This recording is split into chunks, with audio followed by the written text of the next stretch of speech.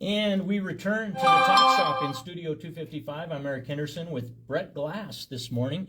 This additional segment, we go in greater depth talking about a few of the topics on the agenda and perhaps other areas of city concern in the minutes to come. And this is brought to you by the Benton Rusty, 3308 South 2nd Street, and Range Community Insurance, along with the Chocolate Cellar and Perkins Restaurant and Bakery.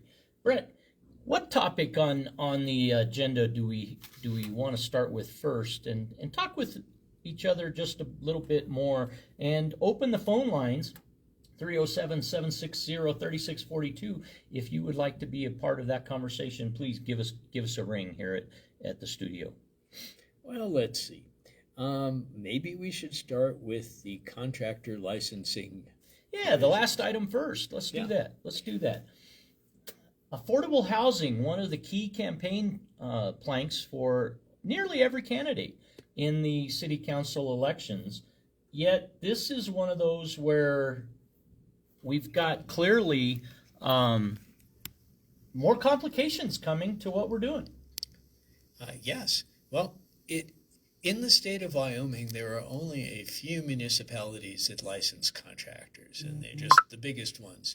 In most of the state, contractors don't require a license to do their business. Outside the city limits, they don't require a license to do business. However, the city of Laramie has imposed very strict requirements for contractors who do business in the city of Laramie. So strict, in fact, that the legislature had to loosen them a bit. The legislature just recently, in a recent session, passed a law saying that cities had to allow reciprocal licensing if they license contractors, which means you could bring in a contractor, probably expensively, from another city if you couldn't find one locally. And the reason why they did this was because people were complaining to their legislators that it was too hard to find a contractor to do maintenance, to do repairs, to do improvements, to build new things, including the housing that everyone says is so needed here in Laramie. And so now, despite the fact that it's clear that we need more contractors, we need to encourage people to get into the business, and we need to make sure they're available. The city is proposing to limit the availability of general contractors. What the ordinance would do, if it passes on Tuesday night, would create a barrier to entry for people who are interested in becoming general contractors. Not only would they have to pass a bunch of tests, which everybody has to do for these licenses, they would have to have years of experience being a general contractor. They couldn't have been some other contractor working for general contractors and watching what they do. Yeah, so an apprenticeship type of scenario in history would be potentially denied. That's right. Well, the thing is, the only way to do it might be to have some sort of apprenticeship. And of course, if you're busy working as a contractor already, you can't just quit and shut down your business and go and become an apprentice yourself to a general contractor. You're not going to do that. And so it becomes a sort of you can't get there from here kind of thing. It's a barrier to entry where, you gotta be one in order to be one. That almost in a capitalistic society almost precludes someone training their competition. Well, it precludes in general. It precludes business development. Now, there are other lines of work where there is a requirement to have some experience before you can be licensed. A good example is real estate. If you want to become a real estate broker, unless you in Wyoming, there's an exception for people who have degrees in specific things. You have to work first as a real estate salesman or an associate broker under someone who has a full broker's license. And that apprenticeship requirement is intended as a barrier to entry, and it was erected originally by brokers who didn't want to see too much competition. Does it protect the public from hiring someone incompetent? Maybe a little. But in order to get the license to be a real estate salesperson, you have to take a lot of courses and you have to pass a test. So yeah, the experience helps, but requiring too much experience or making a catch-22 keeps people out of the business. It becomes a barrier to entry. The people who are already in like this because, well, it limits their competition. But the public, the consumer, has fewer choices, is going to pay higher prices, is going to have more delays. In the case of contractors, this may not be such a good thing, especially when you can go right over the city limits, and suddenly the restriction disappears. It really provides it creates a disincentive to live in the city, to develop within the city limits, and it is probably, at least in this case, probably too high a bar. So I don't think it's such a good idea personally. Others may disagree with me, people who've had bad experiences with general contractors and didn't check out their references well enough, may disagree. But I personally think we need general contractors and we shouldn't restrict them too much. One citizen of Laramie, Dennis Cook, brings a City of Laramie development possibility to the table. He reminds all our Talk Shop audience that tomorrow, November 18th, 4 p.m. in the Vidavoo Summit Room, the Ivinson Memorial Hospital Board of Directors and that 4 p.m. meeting, they will talk about importantly a Laramie Care Center being built. A Laramie Care Center being built in the Gem City. The last one built 100 years ago. It's like 1930s, and so it's fantastic that this is an opportunity to be done. But do we want it to be complicated even more than necessary? Our costs are only going to go up. Yeah, well, ironically, the whole reason why this new project can happen is that state law was recently changed to remove another barrier to competition. Apparently there was a state law which said that all of the nursing homes in the area had to declare that they were full before you could build another one. And of course, well, they didn't want to do that. They wanted to, didn't want competition, and so they would make sure you couldn't demonstrate the need that was, as required by state law in order to open up a new one. Well, fortunately, that barrier to competition went away, and now Laramie is going to get a new care facility. I think this is a really good thing, and I'm eager to see it built. I certainly don't want to see another barrier to entry, in particular a barrier to building it, get in the way or make it too expensive. When you have community resources, as the Ivinson Memorial Hospital Foundation Board apparently has more than $300 million in their reach, a facility like this is really a building season or two away. And that's a fantastic improvement that can actually draw in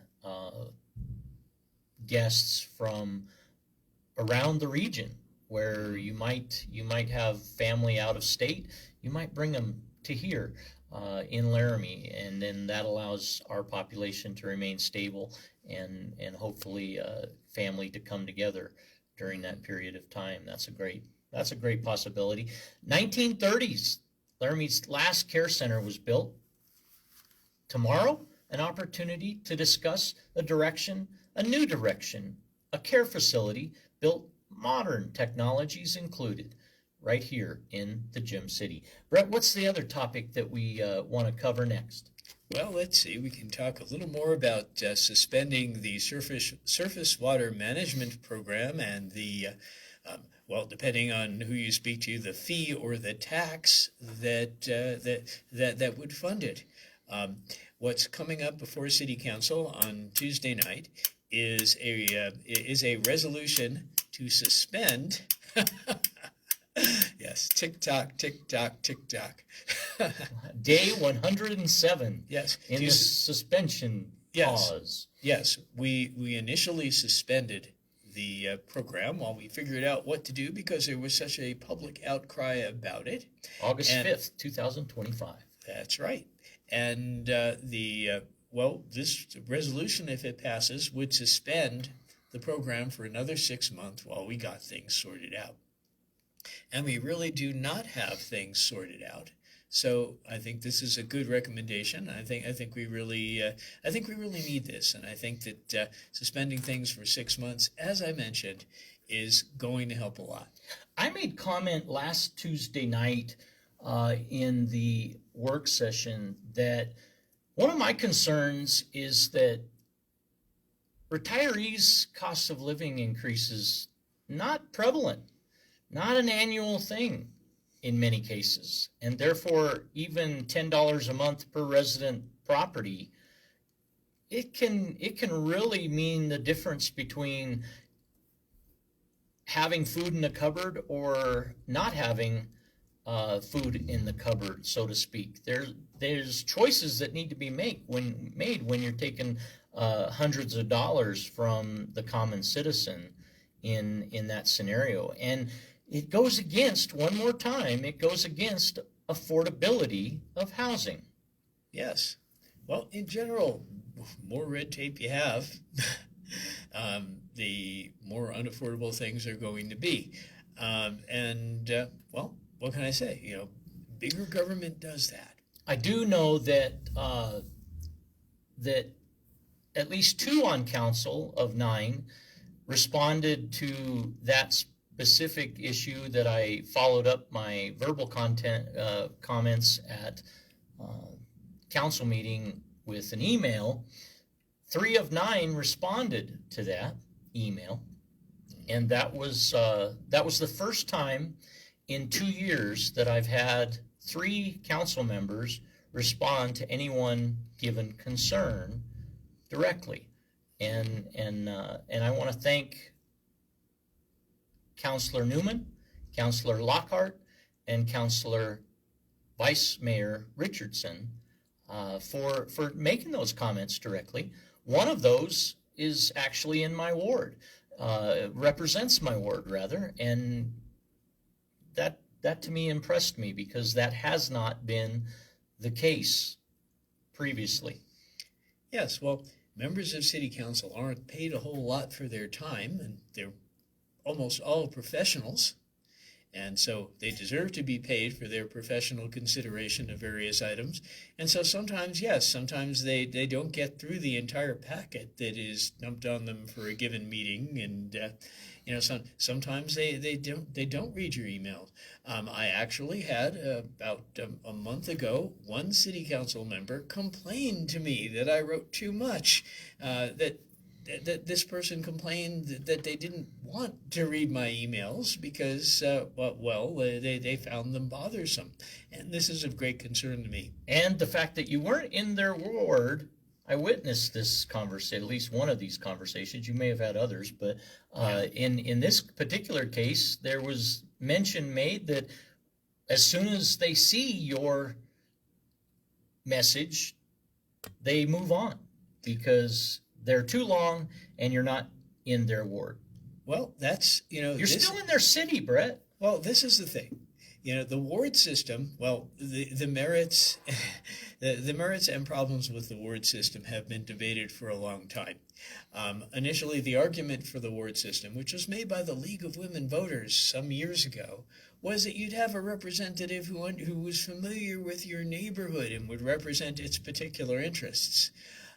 But in fact, all 9 city council members vote on every issue. And you really need to be able to talk to all of them because ultimately they all jointly make the decision. It's not like they're on separate committees that deal with different parts of the city, and they certainly can't make decisions independently of the rest of council. And sometimes the ones who understand your problem don't happen to be the ones in your ward. So after considering this, my personal opinion has become that the ward system doesn't help us.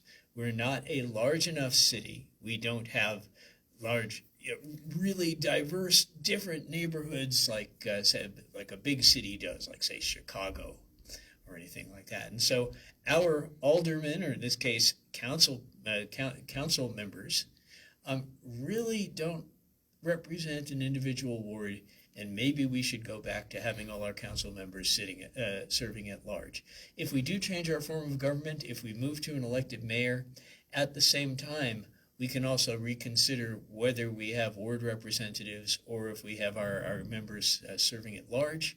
And my opinion is that we should consider that if we have such an election, because the ward system is providing an excuse for council members not to listen, but it isn't necessarily providing a benefit to the neighborhoods or wards that they serve. I made additional comment with respect to suggesting that we need accountability in city council. We need greater accountability, and that one suggestion I made beyond the ward consideration was the elected mayor. And to have an elected mayor puts the leader of council, the leader of the city, on a cycle of accountability by election.